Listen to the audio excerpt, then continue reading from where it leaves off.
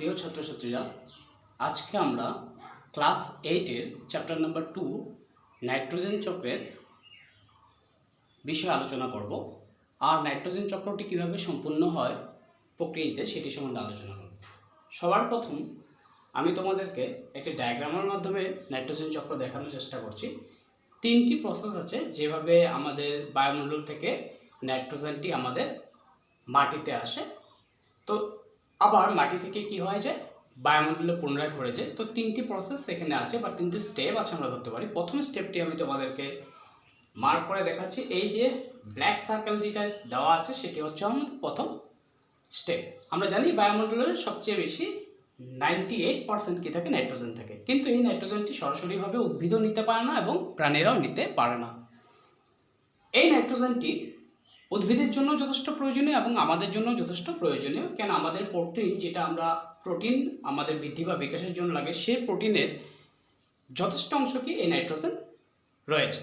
সুতরাং এই নাইট্রোজেন আমাদের জন্য অত্যন্ত গুরুত্বপূর্ণ একটি উপাদান।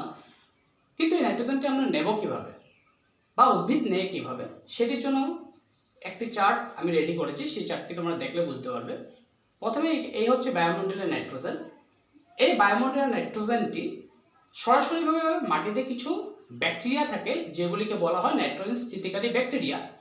যেরকম আছে ব্লু গ্রিন এলগি আছে, অ্যানাবেনা আছে, ক্লস্ট্রিডিয়াম আছে, রাইজোবিয়াম আছে। সেই ব্যাকটেরিয়াগুলি কি করে বায়ুমণ্ডল থেকে সরাসরি নাইট্রোজেনটাকে ধরে সেটিকে অ্যামোনিয়াতে কনভার্ট করে, NH3-তে কনভার্ট করে।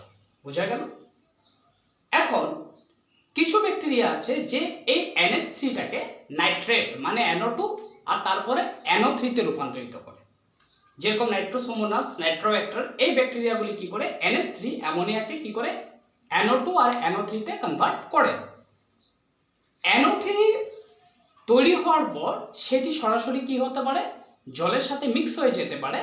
আর উদ্ভিদ তখন কি করতে পারে, তার মূলদ্রমের মাধ্যমে, শিকড়ের মাধ্যমে জলের সাথে সেই নাইট্রোজেনটি নিয়ে নিতে পারে বা নাইট্রোজেনটি অ্যাবজর্ব করতে পারে, যেটি উদ্ভিদের বিভিন্ন ধরনের প্রোটিন তৈরিতে কাজে লাগে। এই হলো একটি প্রসেস বা একটি উপায় যেভাবে আমরা বায়ুমণ্ডলের নাইট্রোজেনটিকে আমরা কি করতে পারলাম, উদ্ভিদের কাছে নিয়ে আসতে পারলাম। আরেকটি উপায় হচ্ছে, দেখো, এই যে উদ্ভিদ, এই উদ্ভিদকে যখন গরু ছাগল খেলো বা গরু ছাগলকে যখন মানুষ খেলো, তখন কি হয়ে যায়, এই যে গরু ছাগল থেকে যখন গোবর তৈরি হয়, সেই গোবরটা কি হয় আমরা মাটিতে ফেলে রাখি, বা যখন উদ্ভিদ বা গরু ছাগল বা মানুষ যখন মৃত হয় তখন আমরা মাটিতে তাদেরকে কি কবর দিই বা মাটিতে আমরা কি বারিড করি।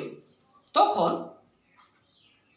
এদের শরীরে যে থাকা জৈব নাইট্রোজেন, মানুষের শরীরে বা গোবরে যে জৈব নাইট্রোজেন থাকে, সেই জৈব নাইট্রোজেনগুলি কি হয়ে যায়, মাটিতে অ্যামোনিয়াম রূপ নিয়ে নেয়, NH4 রূপ নিয়ে নেয়। জৈব নাইট্রোজেনটি অজৈব নাইট্রোজেনে অজৈব নাইট্রোজেন যোগে পরিণত হয়ে যায়। তারপর কি হয়ে যায়, আবার কিছু ব্যাকটেরিয়া, যেরকম আগে বলেছি NO2 আর NO3 রূপান্তরের ক্ষেত্রে নাইট্রোসোমোনাস, নাইট্রোব্যাক্টর যে ব্যাকটেরিয়াগুলি মাটিতে থাকে, সেই ব্যাকটেরিয়াগুলি সেই NH4-কে কি করে NO3-তে, NO2 তারপরে NO3-তে রূপান্তরিত করে দেয়। তাহলে এই প্রসেসেও এসে আমরা দেখলাম কি লাস্টে কি তৈরি হলো, NO3 তৈরি হলো, যেটাকে নাইট্রেট বলি। আর এই প্রসেসে গোবর বা মানুষের মৃতদেহ, গাছপালার মৃতদেহ থেকে আমরা দেখলাম এসে কি হলো, আলটিমেটলি নাইট্রেট তৈরি হলো। আর এই নাইট্রেটটি এখন কি জলের সাথে মিক্স হতে পারবে, তারপর উদ্ভিদ মূলদ্রমের সাহায্যে, শিকড়ের সাহায্যে কি করে নেবে, নিজে অ্যাবজর্ব করে নেবে বা নিজে গ্রহণ করে নেবে। এই একটি গেল প্রসেস।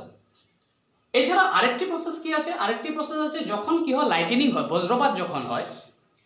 আমরা জানি যে নাইট্রোজেন যে আছে, এই নাইট্রোজেনের 2টি পরমাণু, N2 মানে নাইট্রোজেনের মলিকুল, নাইট্রোজেনের অণু, আর এখানে আছে 2টি নাইট্রোজেনের পরমাণু। তাদের মধ্যে যে বন্ডটি আছে, সহযোগী বন্ধন, সেটি যথেষ্ট কি শক্তিশালী বন্ধন। যখন বজ্রপাত হয় তখন বজ্রপাত কি করতে পারে, বায়ুমণ্ডলের নাইট্রোজেনের এই যে বন্ধনীটি আছে সেই বন্ধনীটা কি করতে পারে, উইক করে দিতে পারে বা বলতে পারো ভেঙে দিতে পারে। যে মুহূর্তে নাইট্রোজেনের বন্ধনীটি ভেঙে যায়, সেই মুহূর্তে বজ্রপাতের ফলে সেই মুহূর্তে বায়ুমণ্ডলে থাকা অক্সিজেন এই নাইট্রোজেনের সাথে বিক্রিয়া করে নাইট্রোজেন ডাইঅক্সাইড তৈরি করে। কি তৈরি করে, নাইট্রোজেন ডাইঅক্সাইড।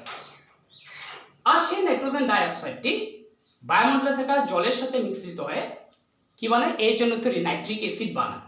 আর এই নাইট্রিক অ্যাসিডটি বজ্রপাতের ফলে আবার hydrogen positive ion and NO3 negative ion তৈরি হয়। তার মানে ঘুরে ফিরে আমরা কি আসলো, এই নাইট্রেট তৈরি হয়ে গেল, NO3 নেগেটিভ আয়ন তৈরি হয়ে গেল। আর এই NO3 নেগেটিভ আয়নটি যখন জলের সাথে মিশ্রিত হয়ে মাটিতে পড়বে তখন উদ্ভিদ শিকড় দিয়ে কি করবে, আবার অ্যাবজর্ব করে নেবে। তো এই পর্যন্ত আমরা বুঝলাম যে কিভাবে উদ্ভিদের শরীরে বা প্রাণী শরীরে কিভাবে নাইট্রোজেন আসলো। প্রথম আমি আবার রিক্যাপ করে দিচ্ছি, আবার রিক্যাপিচুলেট করছি। বায়ুমণ্ডলে নাইট্রোজেনকে কিছু ব্যাকটেরিয়া আছে যে ব্যাকটেরিয়াগুলি কি করে অ্যামোনিয়াতে কনভার্ট করে, আবার কিছু ব্যাকটেরিয়া আছে যে ব্যাকটেরিয়াগুলি কি করে নাইট্রেট বানায়, তারপরে নাইট্রেট হয়। প্রথমে নাইট্রাইট বানায়, NO2 মানে নাইট্রাইট বানায়, তারপরে কি হয়, নাইট্রেট হয়। ঠিক আছে, এই নাইট্রেটকে কি করে উদ্ভিদ শিকড়ের সাহায্যে গ্রহণ করে উদ্ভিদের প্রোটিন মানে। যখন গরু ছাগল বা মানুষ এই উদ্ভিদকে খায় ডাইরেক্টলি বা ইনডাইরেক্টলি, যখন তাদের থেকে গোবর তৈরি হয় বা মানুষ বা গরু ছাগল যখন মারা যায় তখন ওদেরকে যখন বারিড করা হয়, মাটিতে যখন চাপা দেওয়া হয়, তখন তাদের শরীরে যে জৈব নাইট্রোজেন থাকে সেই জৈব নাইট্রোজেনটি অজৈব অ্যামোনিয়াতে পরিণত হয়, অ্যামোনিয়ামে পরিণত হয়। আবার কিছু ব্যাকটেরিয়া, যে ব্যাকটেরিয়াগুলির নাম আমি এখানে বলেছিলাম নাইট্রোসোমোনাস, নাইট্রোব্যাক্টার, এই ব্যাকটেরিয়াগুলি কি করে আবার NO2 NO3 তে পরিণত করে আর পুনরায় কি করে গাছ শিকড় দিয়ে সেটিকে অ্যাবজর্ব করে নেয়। তারপরে আমি আরেকটা প্রসেস বলেছিলাম যে বজ্রপাত। যদি বজ্রপাত হয় তখন কি হবে, নাইট্রোজেনের মাঝে যে বন্ডটি আছে, যে বন্ধনীটি, সেটি উইক হয়ে যায়, সেটি দুর্বল হয়ে যায়। তখন নাইট্রোজেন জলের সাথে অক্সিজেনের সাথে মিশ্রিত হয়, নাইট্রোজেন ডাইঅক্সাইড তৈরি করে। সেই নাইট্রোজেনটি অক্সিজেনের সাথে মিশ্রিত হয়, নাইট্রোজেন ডাইঅক্সাইড তৈরি করে। সেই নাইট্রোজেন ডাইঅক্সাইডটি বায়ুমণ্ডলের জলের সাথে মিশ্রিত হয়ে নাইট্রিক অ্যাসিড তৈরি করে। বজ্রপাতের ফলে নাইট্রিক অ্যাসিড কি হয়, বিয়োজিত হয়ে হাইড্রোজেন পজিটিভ NO3 নেগেটিভ, আবার NO3 নেগেটিভ তৈরি হলো, আর জলের সাথে মিশে হয়ে যেটা যখন মাটিতে এসে পড়বে তখন উদ্ভিদ আবার কি মূল্যমের সাহায্যে সেটিকে গ্রহণ করে নেবে। এই প্রসেসটা আমরা বুঝে গেলাম যে বায়ুমণ্ডল থেকে এসে কিভাবে উদ্ভিদের শরীরে বা প্রাণীর শরীরে নাইট্রোজেন চলে আসলো। ঠিক আছে, কিন্তু কন্টিনিউ যদি এই প্রসেসটা এভাবে চলতে থাকে তাহলে একটা সময় কি হবে, যে বায়ুমণ্ডলে নাইট্রোজেনের পরিমাণ কম হয়ে থাকবে। সেই জন্য বায়ুমণ্ডলের নাইট্রোজেনের প্রসেসটাকে ব্যালেন্স করার জন্য বা নাইট্রোজেনের পরিমাণকে ব্যালেন্স করার জন্য মাটিতে আরও কিছু ব্যাকটেরিয়া আছে যেটাকে বলি আমরা ডিনাইট্রিফাইং ব্যাকটেরিয়া। এই ব্যাকটেরিয়াগুলি কাজ কি হলো, মাটিতে যদি নাইট্রেট NO3 যদি অনেক দিন ধরে থেকে যায়, যেটা ইউটিলাইজেশন হচ্ছে না, যেটা ব্যবহার হচ্ছে না, তখন কিছু ব্যাকটেরিয়া আছে, নাম হচ্ছে হলো সুইডোমোনাস, থায়োবেসিলাস, এমন ধরনের কিছু ব্যাকটেরিয়া আছে। সেই ব্যাকটেরিয়াগুলি কি করে পুনরায় এই যে নাইট্রেট যেটা ছিল সেই নাইট্রেটটাকে আবার কি করে, নাইট্রেটটাকে ভেঙে আবার বায়ুমণ্ডলীয় নাইট্রোজেন বানিয়ে কোথায় পৌঁছিয়ে দেয়, বায়ুমণ্ডল আবার পৌঁছিয়ে দেয়। আশা করি তোমাদের নাইট্রোজেন চক্রটি ক্লিয়ার হয়ে গেছে। ধন্যবাদ।